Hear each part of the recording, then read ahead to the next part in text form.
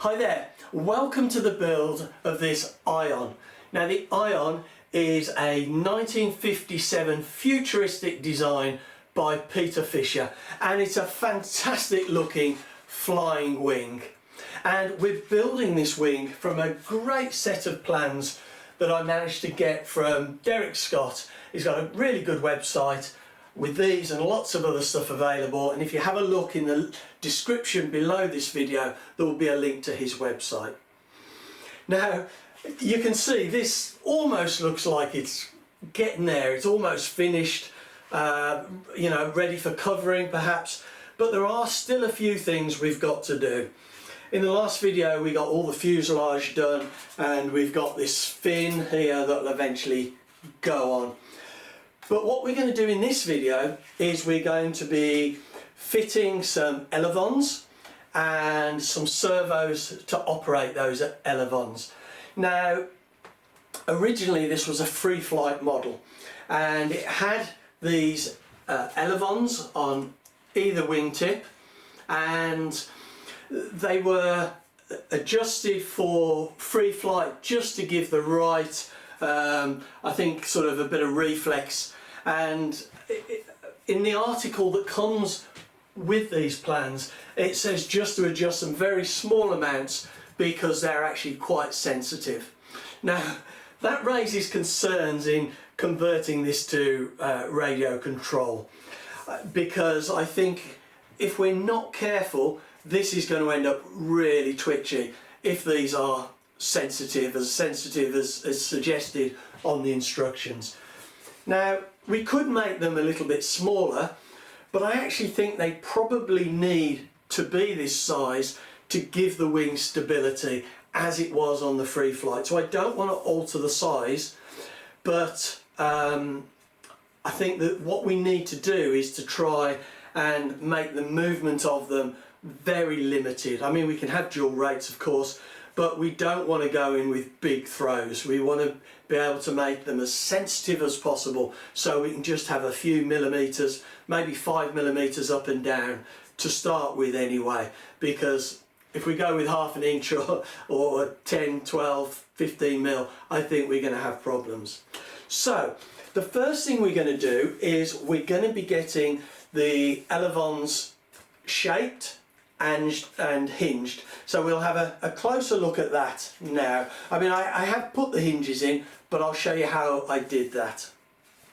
Right, well so far I've cut out the two Elevons as I said, and I've also cut out some wingtips, and one for each side, and these are 1.6mm ply, or what's that, that's 1/16, isn't it?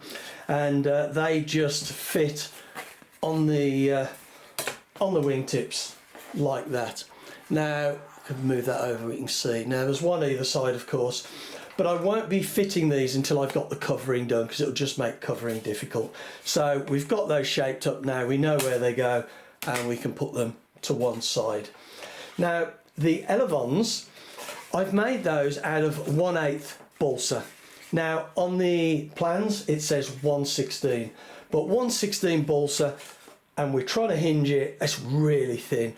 So what I've done is, as I said, I've used this 1/8 balsa, but if we look at this one we can see, if I hold that to the camera, hopefully you can see I've just sanded the top edge of that just to give it a little bit of shape, so it comes down to 1/16 at the tip all the way along, except for this very thin bit here.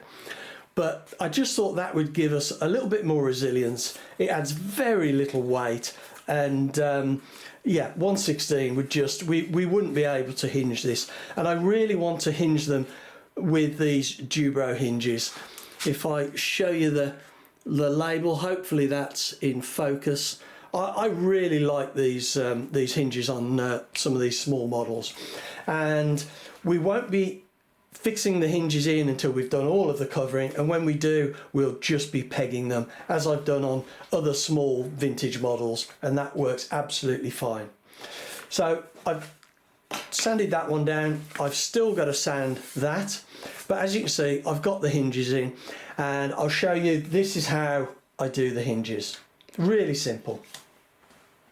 Right, well, I've got the hinges done on one of my Elevons, and I'm going to do them on the second one now. So I'm just going to put that up against it like that, and I'll draw a centre line for the hinge. So we just lightly do that. So now we know where our hinges are going to be, and I'm just going to by eye go down and draw a centre line. Now I'm quite happy doing this by eye, but there are centre line tools that we can use if we'd rather, if that makes it easier. See that one just over a little bit.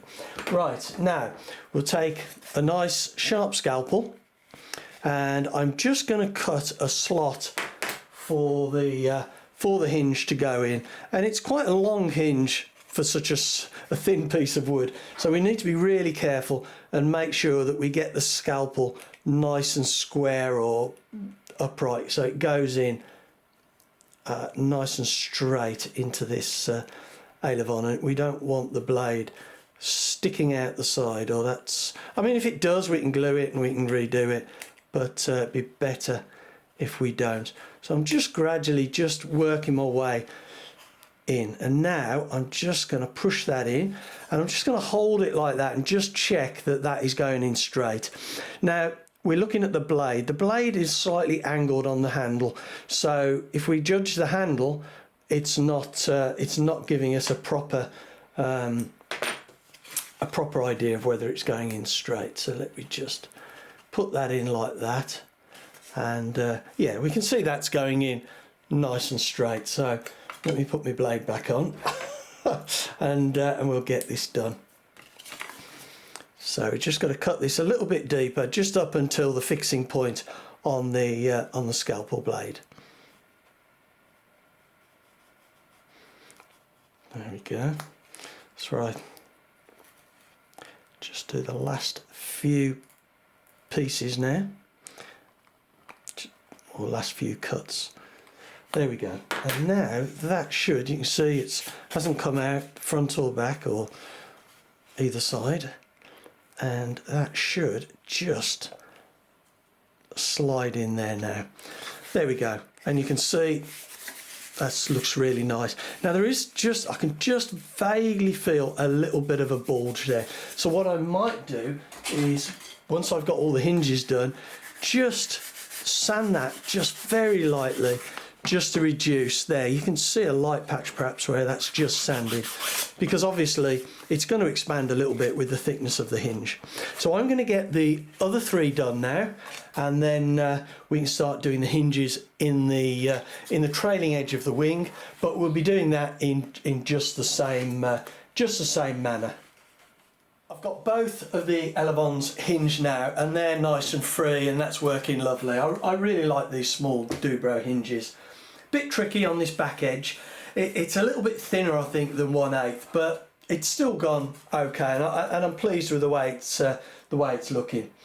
I've also sanded the top of this Elevon to thin it down towards the tip, as I've done with the right hand one. So they're both the same now. So the next thing, oh, and just one thing about these Elevons, in the free fly design on the plans, it says that the Elevons should be at an angle up of about 17 degrees from the central chord line, so a central line going through the wing.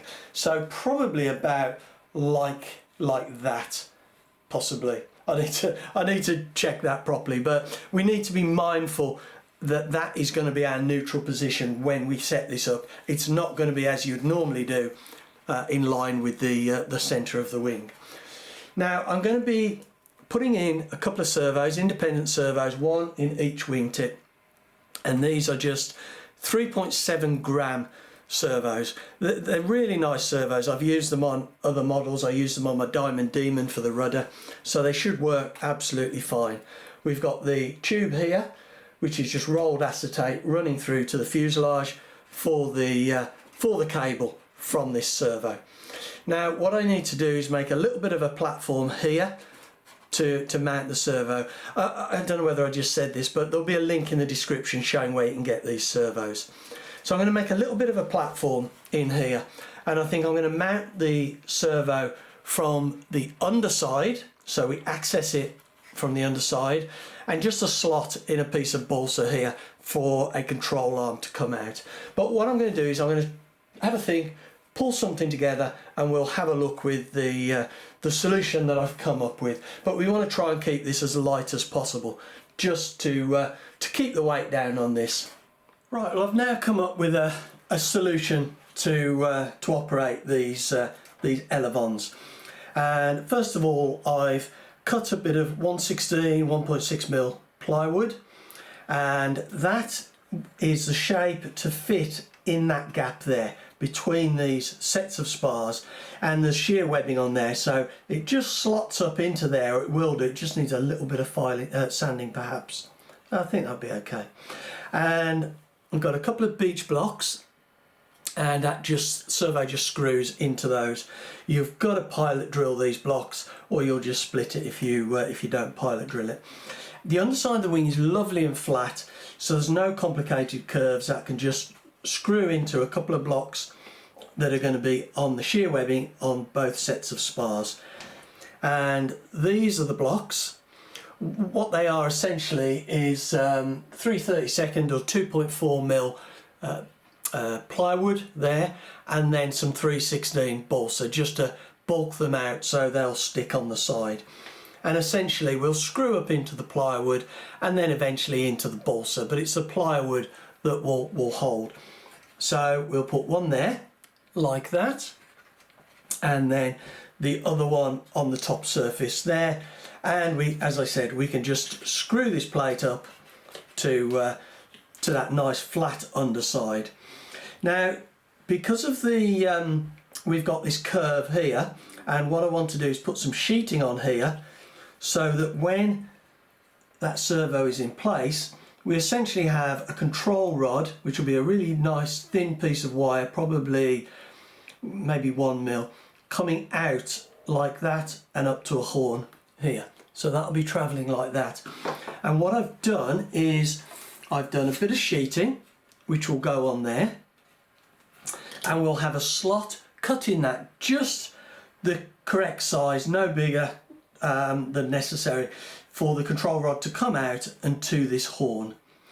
Now, to fix this on here, because it's a cambered wing, what I've done is I've done a couple of sort of well, they're the same curve as the rib, and they've set down. You can see this one here, and that will just be for the this piece of sheeting to glue onto like that, and that'll allow us to maintain the curvature of the wing.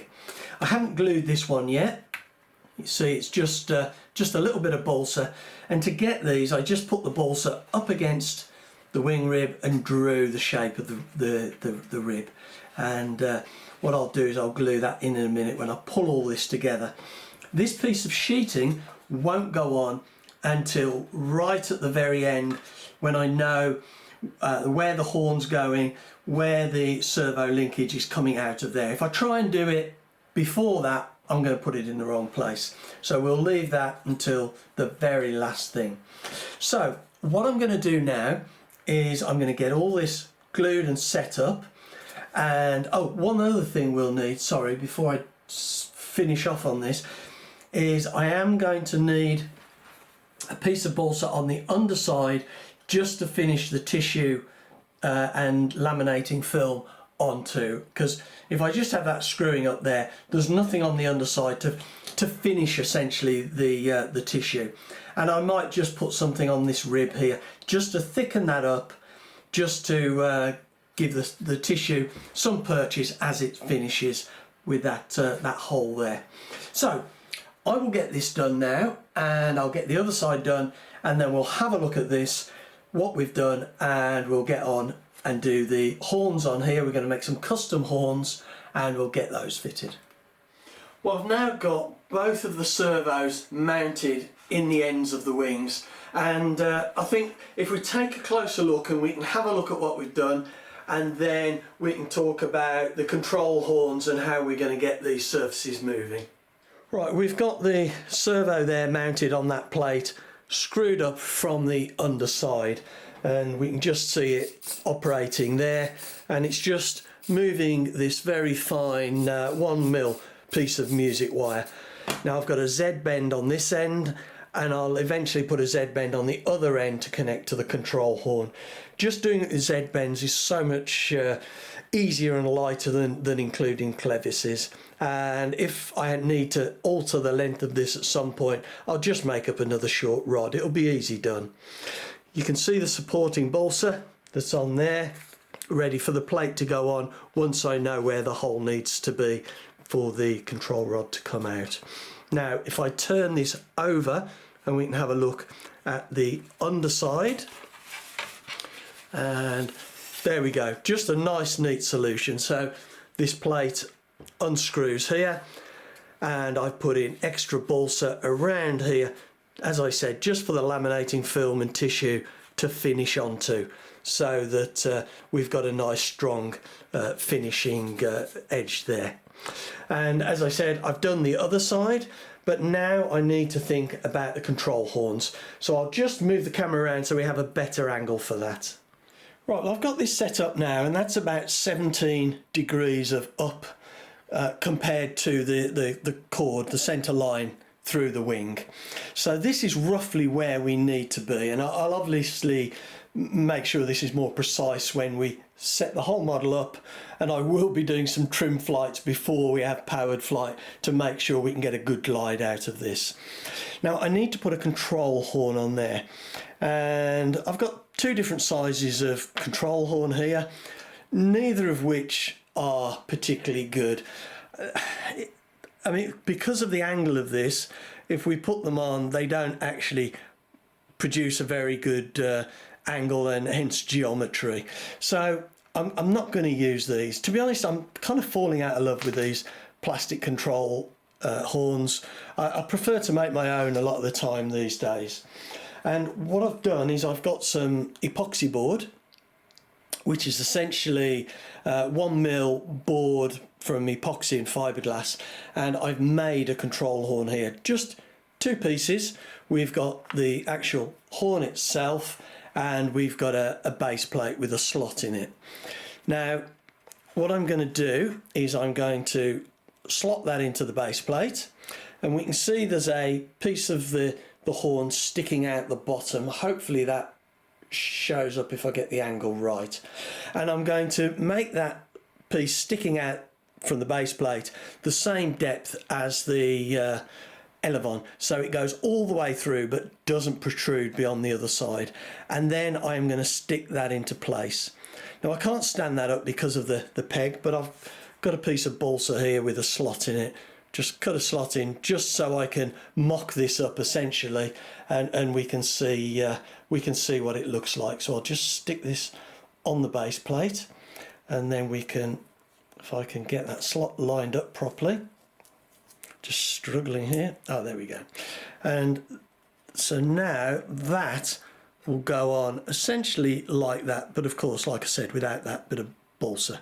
And you can see that this line here is now vertical, and it's at a tangent, so 90 degrees to the center line between through the center of the wing.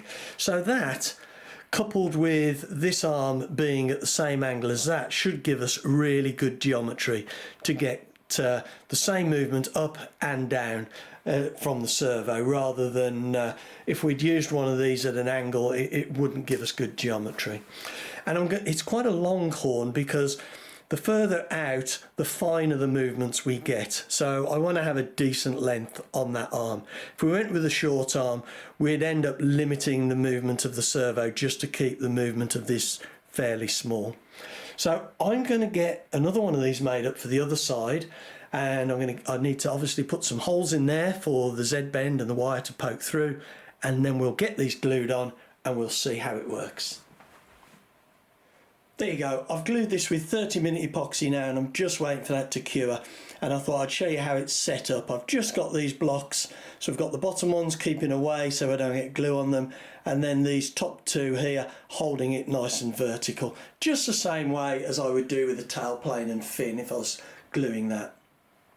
Well, I've now got both of the servos fitted, connected up to the Elevons, and it's great to actually see them working at last. And I've managed to get just about 10-12 millimeters at the most up, 12 millimeters down, which I think is possibly more than we're going to need, but at least we've got that little bit extra, and when we do come to fly it we can set it up with yaw rates. But anyway, let's take a closer look at this now. So we've got the Elevon connected via the control rod through to the servo, and we've got that balsa cap on now covering the servo. Now you can see here this represents 17 degrees, so that is kind of our neutral position for the Elevon when we're going to start testing this with trim glides and see how it goes. But we've worked out, as I said, about 10 mil up and down. So I think that will be perfect for a starting point. We can always move this down to give us the connection down. There's another hole to give us more movement if we want. We can always adjust it essentially. But this is done now, and I am really pleased to see that working. And it'll be dead interesting to see how this works in practice, and hopefully if it is a bit twitchy we can just have very small throws. Now I don't know whether you can see here, but we've got the other servo in this side, and I haven't put the cover on yet, and I just thought I'd show you that I've had to widen out the top of the cover here as I've done there, because the way this goes together, the control rod and the arm that links to the servo goes through there, and then we have to pull that down and connect it from underneath. It's a little bit fiddly. It's not difficult. It just but it gives us a cleaner line. So I thought I would just show you that. And because the grain runs long ways on this, I've put just a piece of cross balsa here, and that amazing how much rigidity that gives that. So I will get that stuck on there now on the other wing. Well, it feels really good to get the servos in now and get these Elevons working, because essentially we're almost there. There's very little that we need to do to this before we start covering, and I need to give some serious thought to a colour scheme for this. But anyway, I'm going to draw this video to a close now, and I think in the next video I'm going to be looking at probably the final job possibly, and that is finishing off this underside. We need to be able to cover this, but we also need to have a removable hatch so that we can get to the fuel tank and the radio gear and the battery. So as I said, I'm going to draw this to a close now, and that's going to be the focus of the next video. So I hope you'll come back and join me with that, and I hope you found this video interesting, useful, and I really am excited about pulling together this Peter Fisher's 1957 Ion. It's just a fantastic kind of futuristic design. Anyway, thanks very much for watching.